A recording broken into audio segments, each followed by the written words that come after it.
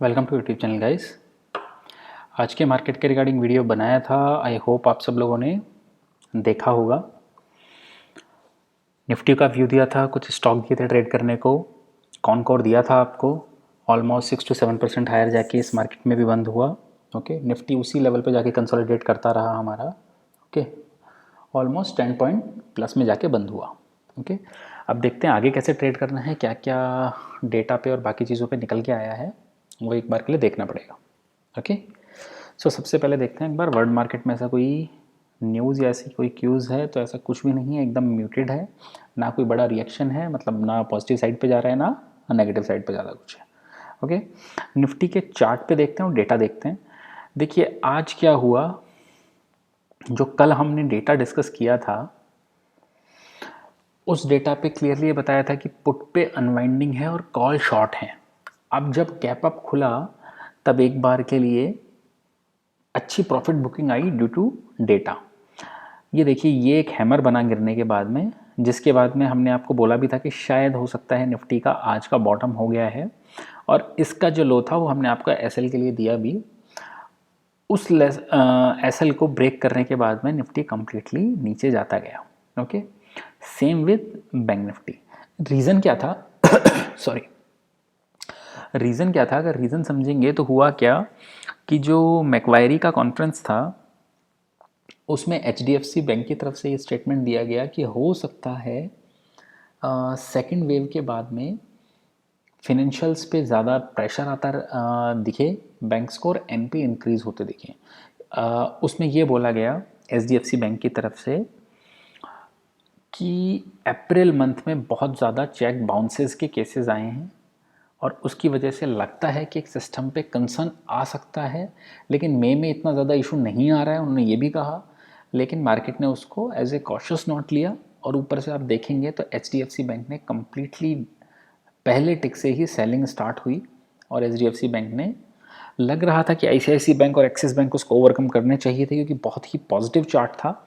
लेकिन हुआ ये कि एचडीएफसी बैंक के स्टेटमेंट ने पूरे बैंकिंग सिस्टम पे एक प्रेशर ला दिया ओवरऑल, क्योंकि मार्केट लीडर है एचडीएफसी बैंक।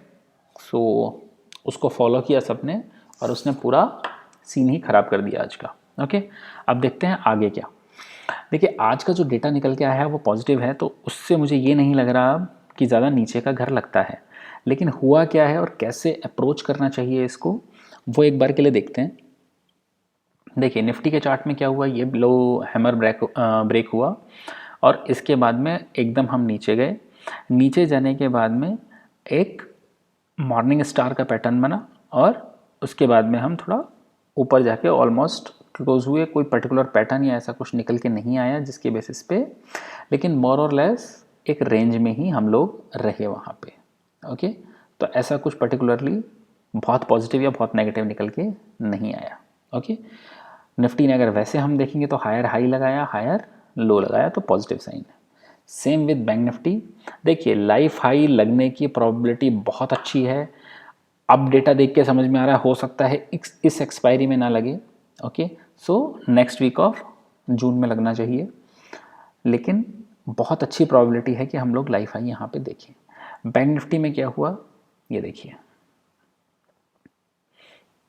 डे के इस पे लोअर हाई लोअर लो है, तो थोड़ा सा नेगेटिव है, लेकिन क्लियरली आपको एक चीज़ मेंशन की थी कि एक रेंज लग रही है 34,500 से 35,000 के बीच की। शायद उस रेंज को ब्रेक नहीं करना चाहिए। अब ये देखिए हुआ क्या है, पहली टिक थी, हायर ओपन हुआ, पहली टिक से ही सेलिंग आती गई कंटिन्यूसली, और जब 34,500 के बीच में पास में पहुंचा तो वहाँ से रिकवरी आई। अब रिकवरी क्यों आई, एक बार डेटा के परस्पेक्टिव से समझते हैं। देखिए पहले मैं ऑप्शन चेन का आपको डेटा दिखा रहा हूँ, ये निफ्टी का डेटा है। आप ये देखिए जो सिग्निफिकेंट राइटिंग है वो 15,200 की पुट पे जाके हुई है, जो कि इन द मनी पुट मान के चलिए आप, या एट द मनी पुट मान लीजिए, और उसके करस्पॉन्डिंग जो कॉल्स में राइटिंग है वो 15,300 350 पे है। ओके, तो मोर और लेस उसी रेंज में लग रहा है। अगर हम 15,300 का एक स्ट्रेडल बनाएं तो उसका कॉस्टिंग कितना आता है, 102 की पुट है और 40 की कॉल है, 140 पॉइंट का। 15,200 का बनाएं तो कितना आता है, 90 और 55। ओके, सो मोर और लेस ये भी 40 से 45 के रेंज में ही बना। दैट मीन्स ये लगता है जब 15,200 है तो इससे 150 पॉइंट नीचे और 150 पॉइंट ऊपर के बीच में ही एक्सपायरी अभी जो मेजर मार्केट पार्टिसिपेंट हैं वो देख रहे हैं। ओके, सो इस पे आपको ध्यान देना है। इसी तरीके से डिफाइन किया जाता है कि कैसे एक्सपायरी अभी तक लग रही है लोगों को, तो 150 पॉइंट ऊपर 150 पॉइंट नीचे का मेजर मूव लग रहा है, यही हमें ये डेटा भी बता रहा है, इसका वैलिडेशन आ रहा है। अगर इसी में हम जाते हैं बैंक निफ्टी पे तो थोड़ा इंटरेस्टिंग है। देखिए ऑप्शन चेन में क्या हुआ, मैं 35,000 की कॉल लेके आता हूँ पहले आप सब लोगों के लिए। देखिए ये देखिए जहाँ पे मेरा कर्सर है, 28,000 कॉल्स की राइटिंग हुई और टोटल ओपन इंटरेस्ट पहुँचा 71,000। जब हमने ये कहा था आपको टेलीग्राम ग्रुप पे कि 34,500 एक सपोर्ट लगता है और उसके नीचे नहीं जाना चाहिए, तब इस 35,000 की कॉल पे टोटल जो ओआई है वो 1 लाख को क्रॉस कर चुका था। ओके, और जो लास्ट में, अब आप ये देखिए कि कितने वीक ट्रेडर्स होते हैं, लास्ट में जो 200 पॉइंट की रैली आई उसने 30,000 ओआई इसका साफ कर दिया।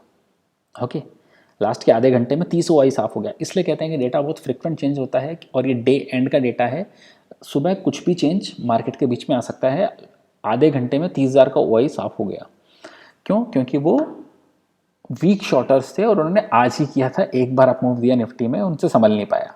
ओके, सेम क्या हो रहा है, 34,500 की पुट पे राइटिंग है, तो ये भी सेम उसी रेंज में जाता लग रहा है। 35,000 के स्ट्रेडल पे क्या है, 400 और 200 600 पॉइंट का रेंज बन के आ रहा है 35,000 के पे भी।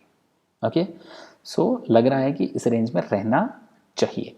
अब एक बार के लिए डेटा मैं आपको बताता हूँ। देखिए डेटा आज, जैसे कल डेटा नेगेटिव साइड पे निकल के आया था, आज डेटा थोड़ा सा पॉजिटिव है, ऐसा पर्टिकुलरली बहुत पॉजिटिव निकल के नहीं आया है, लेकिन हाँ पॉजिटिव साइड पे, जैसे कल डेटा नेगेटिव लग रहा था वैसा डेटा नहीं है।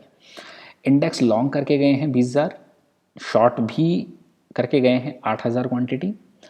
स्टॉक में जो लॉन्ग्स की पोजीशन थी वो काटी हैं, 26,000 कॉन्ट्रैक्ट्स अनवाइंड किए हैं, और शॉर्ट में भी ज़्यादा कुछ जोड़ा नहीं है, सिर्फ 1,500 कॉन्ट्रैक्ट्स जोड़े हैं। दैट मीन्स हो सकता है कि जिन स्टॉक्स में अच्छी प्रॉफिट बन रहा हो उन पे एक बार के लिए प्रॉफिट बुक किया है।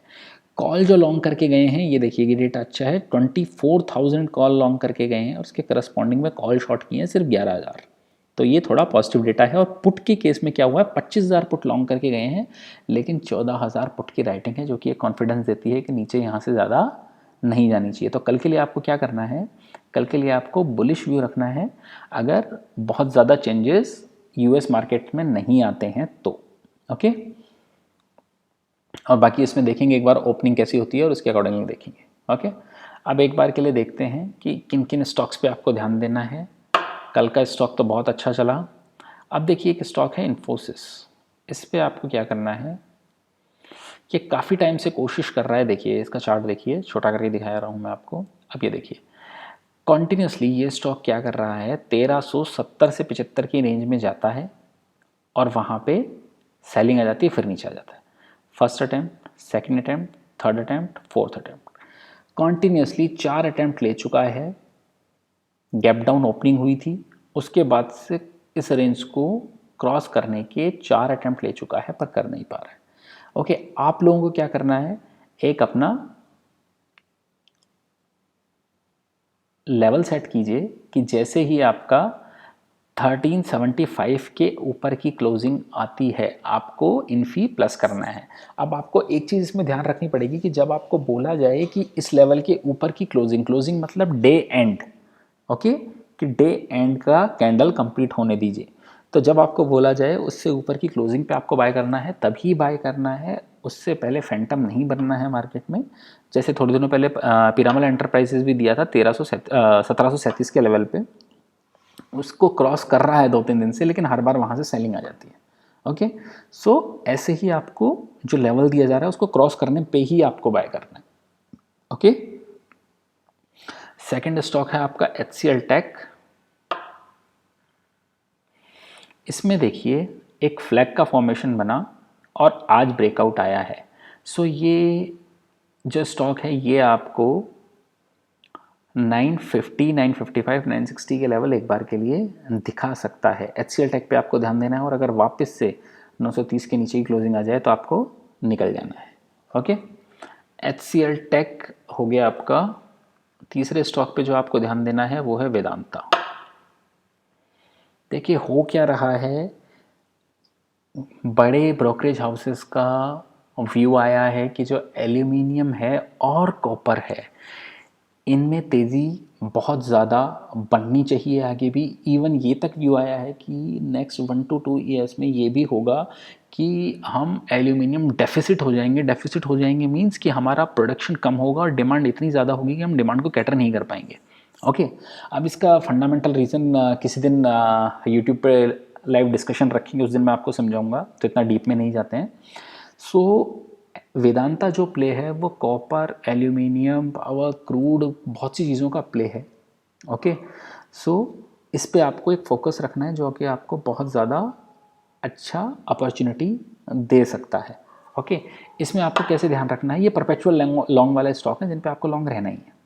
ये देखिए ये क्या कर रहा है, नीचे की रेंज में 270 से 65 की रेंज में अगर आपको मिलता है तो उसमें आपको अक्यूमुलेट करना है, और ऊपर जाके 280 का एक लेवल अभी ब्रीच नहीं कर पा रहा है।